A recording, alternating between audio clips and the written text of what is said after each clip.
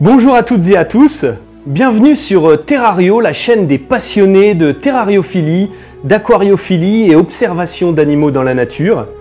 Vous l'avez vu il y a quelques semaines, il y a Tanguy sur Toupette qui a montré quelques terrariums d'abonnés et il a notamment présenté mon petit terrarium à cétoine. Je vous propose d'écouter ce qu'il en dit, c'est vraiment super sympa.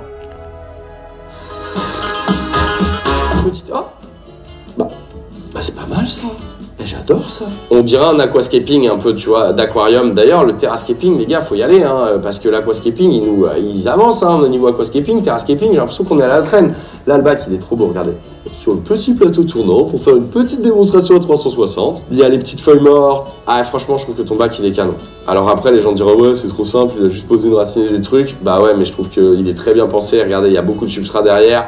Pour caler, pour les coléoptères aussi, pour les larves, si elles pondent, les larves vont pouvoir aller se développer derrière aussi.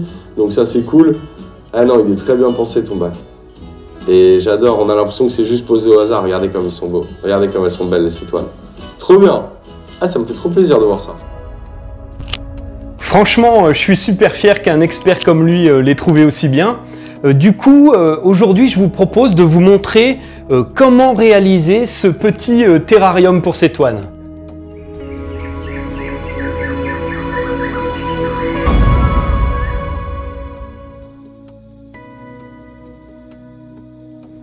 Pour réaliser ce petit terrarium, je suis retourné chez Vincent, mon ami éleveur d'arthropodes et notamment de coléoptères. Mais juste avant de démarrer ce petit tuto installation d'un terrarium pour cétoine, voici quelques-uns des individus qu'il reproduit, tous plus colorés les uns que les autres. Vous voyez sur ces images quelques magnifiques espèces de cétoines qu'il élève dans des petites boîtes en plastique empilables pour optimiser l'espace.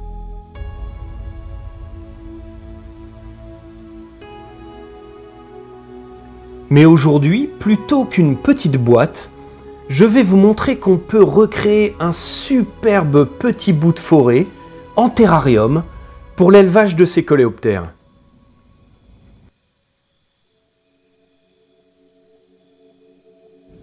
Il y a quelque temps, je vous avais déjà fait un tuto sur l'aménagement d'un grand terrarium, mais vous allez voir que pour une petite espèce de cétoine, on peut aussi utiliser un petit terrarium cubique de 30 cm de côté. Par contre, le petit problème qu'il va falloir résoudre avec ce type de petit terrarium, c'est qu'il y a, vous savez, en partie basse, la barre noire d'entrée d'air. Elle est non seulement dans le champ de vision, et en plus, elle va nous empêcher de pouvoir mettre une importante couche de substrat dans le bac.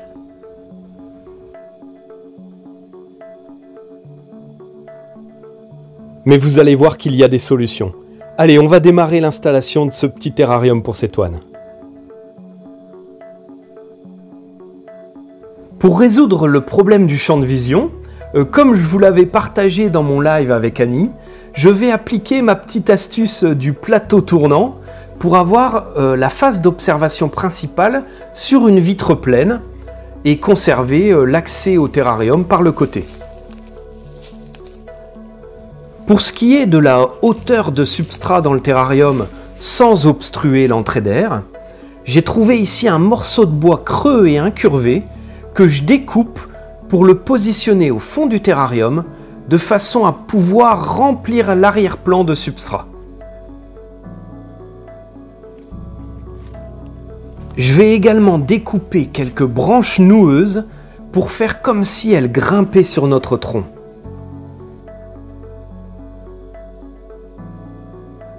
Pour faciliter l'accès et l'installation de ce décor, je commence par enlever le couvercle grillagé. Je positionne notre morceau de bois courbe au fond du terrarium, dans l'angle opposé à la face d'ouverture et à la face d'observation. J'ajoute et j'entrelace nos branches noueuses. Vous me direz ce que vous en pensez, mais je trouve que le rendu est déjà super beau. Pour des cétoines, le substrat sera composé à 80% de feuilles mortes broyées le plus finement possible, auquel on ajoutera un peu de bois mort pourri et un peu de terreau. Vous pouvez aussi acheter du substrat spécial cétoine dans le commerce. C'est d'ailleurs ce que fait Vincent, il me dit qu'il obtient ainsi de plus gros individus. Je vous mettrai le lien vers son fournisseur dans la description de cette vidéo. Idéalement, pour l'élevage des coléoptères, il faut une importante épaisseur de substrat de l'ordre de 15 à 25 cm pour la ponte et le développement des larves. Dans ce petit terrarium, avec notre astuce du morceau de bois courbe, on peut remplir tout l'arrière-plan de mélange. Après l'avoir légèrement tassé, on l'humidifie abondamment la première fois parce qu'il est un peu sec, mais par la suite il faudra juste le maintenir légèrement humide avec une ou deux pulvérisations par semaine. Pour un rendu plus naturel, on ajoute sur le sol quelques feuilles mortes.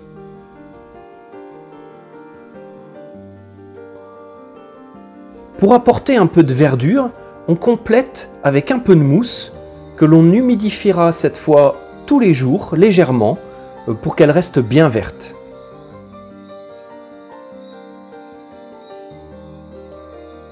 Il n'y a pas besoin d'ajouter un os de sèche, en revanche on peut utiliser de l'eau gélifiée enrichie en calcium. Si vous voulez savoir comment faire vous-même votre eau gélifiée, je vous invite à regarder mon tuto à ce sujet, c'est celui où je présente 16 espèces d'isopodes. Très important, on va également ajouter de la Beetle Jelly que l'on peut présenter sur un petit support en bois spécialement prévu pour. Voilà, notre petit coin de forêt est maintenant prêt à accueillir nos cétoines. Après les avoir installés, il faut penser à bien refermer le couvercle grillagé en veillant à ce que les trous de passage de câbles soient bien obstrués, parce que sinon vos cétoines peuvent s'envoler dans la pièce. Facilement reconnaissable avec sa corne, voici le mâle cétoine. Dans ce petit terrarium, on va installer un mâle et 3 ou 4 femelles. Pour ce tuto, on a choisi cette petite espèce de cétoine, super colorée, plutôt assez courante chez les éleveurs et du coup très accessible en termes de prix. D'ailleurs, si vous souhaitez acquérir des coléoptères, je sais que Vincent poste régulièrement des petites annonces sur le Bon Coin, donc j'en mettrai une en lien dans la description de cette vidéo. Je vous invite vivement à ajouter un éclairage sur votre terrarium, à la fois pour pouvoir admirer sa beauté, mais également pour stimuler l'activité de vos scarabées et notamment faciliter la reproduction. De plus, cet éclairage permettra d'obtenir une température de 24 degrés la journée, et un peu plus en été d'ailleurs, et puis une température plus fraîche autour de 20 degrés pour la nuit. Du coup, il ne sera pas nécessaire d'ajouter un tapis chauffant, ce qui permet en plus de conserver le substrat à une température un peu plus fraîche. Dans la nature, ces coléoptères se nourrissent de fruits mûrs, de fleurs et de nectar. En élevage, on utilise cette gelée de fruits spécialement fabriquée pour eux, qu'on appelle de la Beetle Jelly. L'avantage d'utiliser cette gelée plutôt que des fruits, c'est que ça va limiter la prolifération de moucherons dans votre terrarium. Les Eudicella sont originaires des différents pays de la bande tropicale d'Afrique. Il en existe de très nombreuses espèces et sous-espèces selon les localités. Il est facile de différencier mâle et femelle puisque le mâle a une corne et les femelles n'en ont pas. Cela va notamment leur permettre de plus facilement s'enterrer pour pondre. Comme vous allez le voir maintenant sur ces images, les coléoptères peuvent s'envoler. Il est même courant qu'ils s'agrippent et se déplacent tête en bas sur le grillage du couvercle. En plus d'être joli et intéressant à observer, l'élevage de coléoptères ne demande pas beaucoup d'entretien par rapport à d'autres animaux. Si votre terrarium est correctement aéré mais qu'il conserve quand même assez bien l'humidité, il suffira de vaporiser un peu d'eau 1 ou 2 fois par semaine.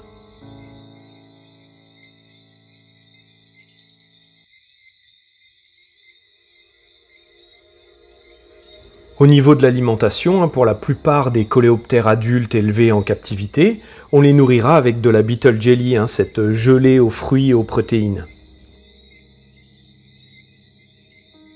Une fois qu'elle aura été consommée, il suffira de la remplacer par 1 ou 2 nouvelles portions, c'est-à-dire encore une fois, à peu près 1 fois par semaine. En gros, si vous n'avez pas beaucoup de temps à y consacrer, l'élevage de coléoptères, c'est vraiment ce qu'il vous faut. En plus, comme vous l'avez vu ici, ça peut prendre très peu d'espace.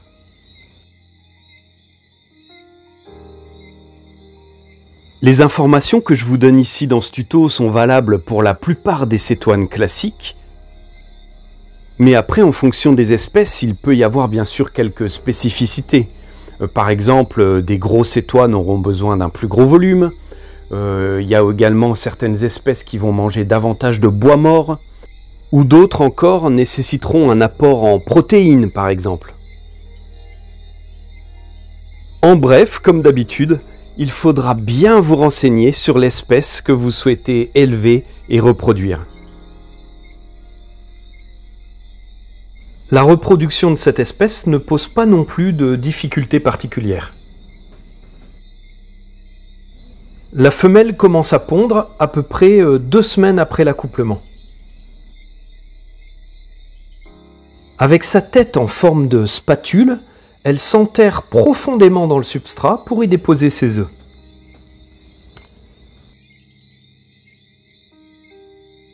Les œufs mettent ensuite à peu près une dizaine de jours pour éclore.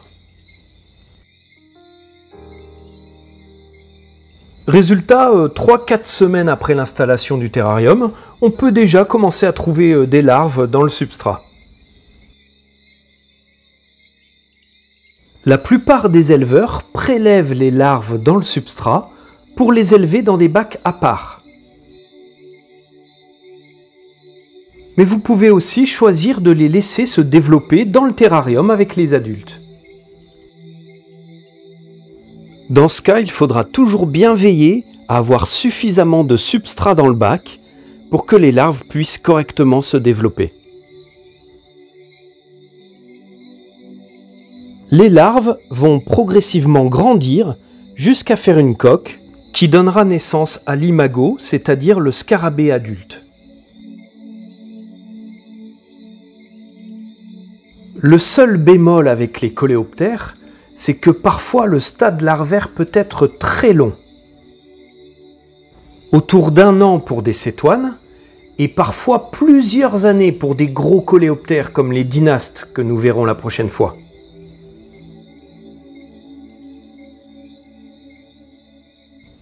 C'est pour ça que c'est sympa de vraiment se lancer dans l'élevage pour pouvoir observer en permanence des scarabées adultes. C'est vrai qu'ils sont vraiment magnifiques.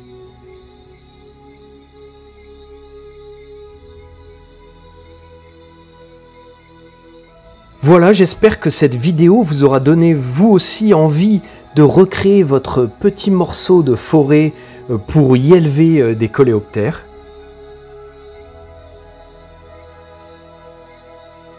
Un point important quand vous allez collecter votre bois mort, n'utilisez jamais du résineux, c'est mauvais pour les larves.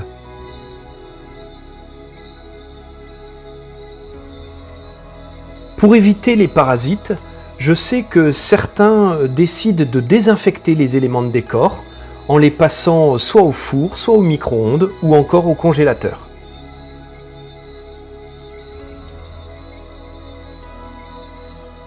Bon, j'espère que vous aurez apprécié cette astuce qui permet de conserver une vue complète sur les adultes tout en ayant une importante hauteur de substrat sur l'arrière.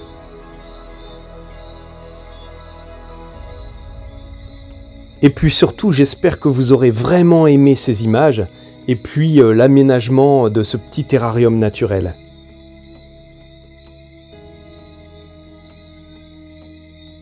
Si c'est le cas, n'hésitez pas à liker et à partager cette vidéo.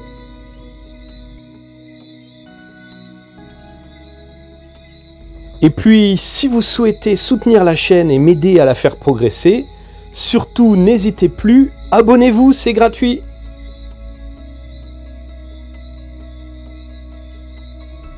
La prochaine fois, je vous montrerai d'autres espèces de coléoptères, dont certains, vous verrez, sont vraiment spectaculaires.